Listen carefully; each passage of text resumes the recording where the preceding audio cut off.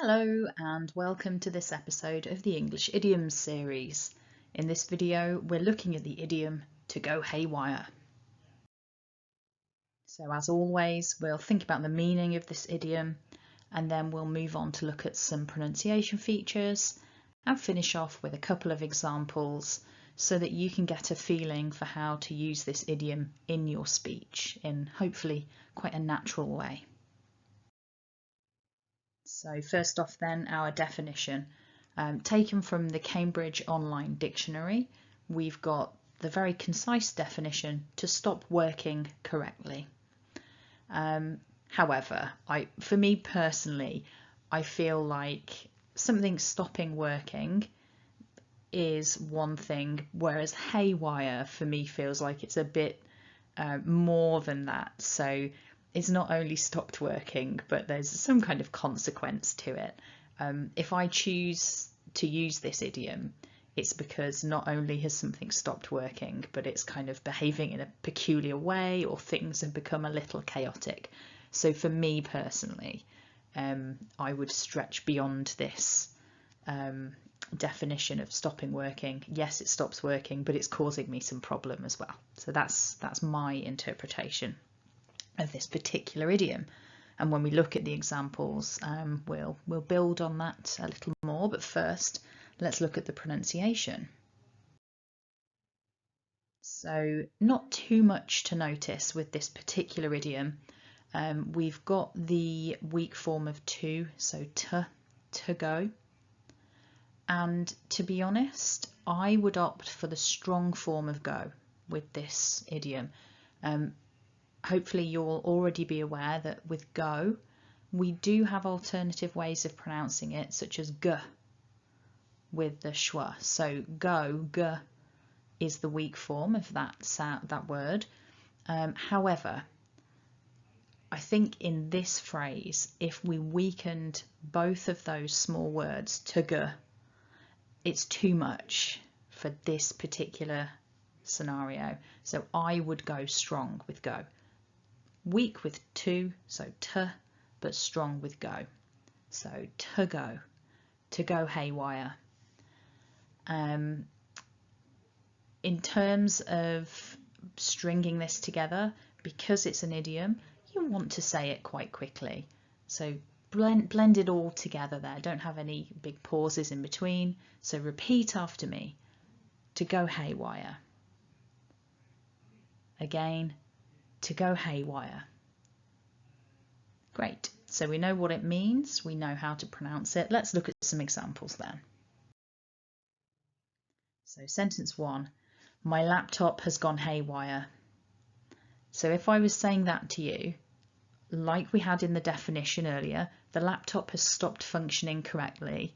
But for me personally, if I was saying to you, my laptop has gone haywire, it wouldn't just be that it's stopped, it's not functioning. Maybe lots of strange pop-ups are happening, or programs are loading that I don't want to load.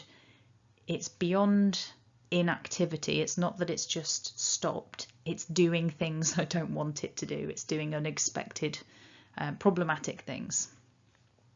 Sentence 2 then, I have a funny feeling everything is about to go haywire.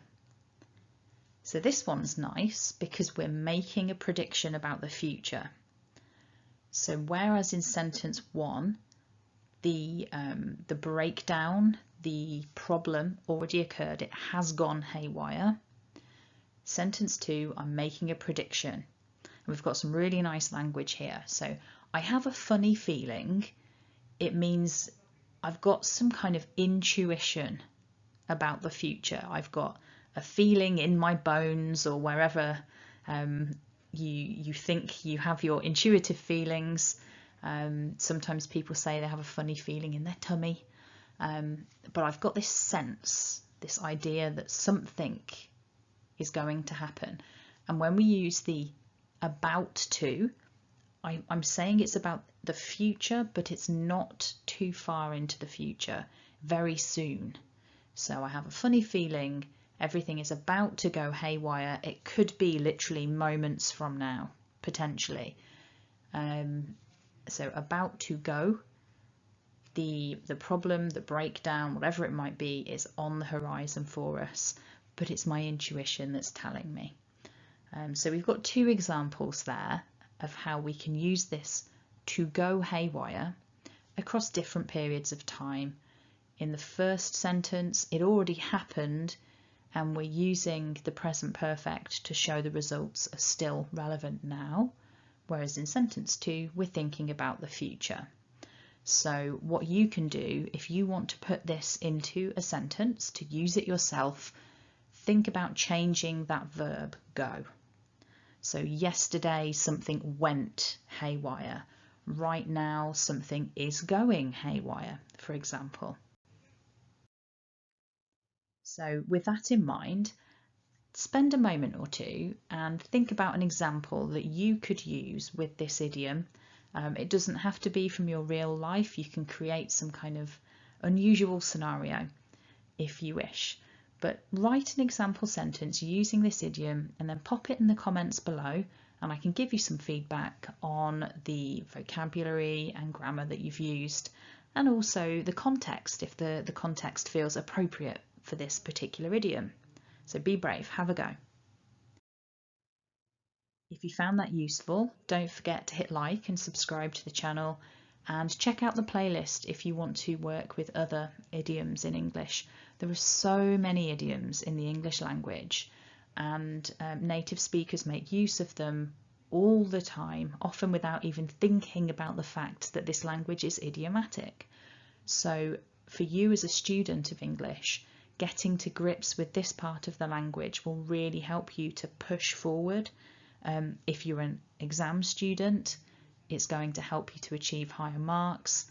And if you are one of those people who feel stuck at that kind of upper intermediate plateau and you really want to push through to becoming an advanced student, then really appreciating idioms can be one of the things that helps you to push forward. So I think they're definitely worth working with. Anyway, thanks for watching and have a lovely day. I hope that nothing goes haywire for you today. Bye.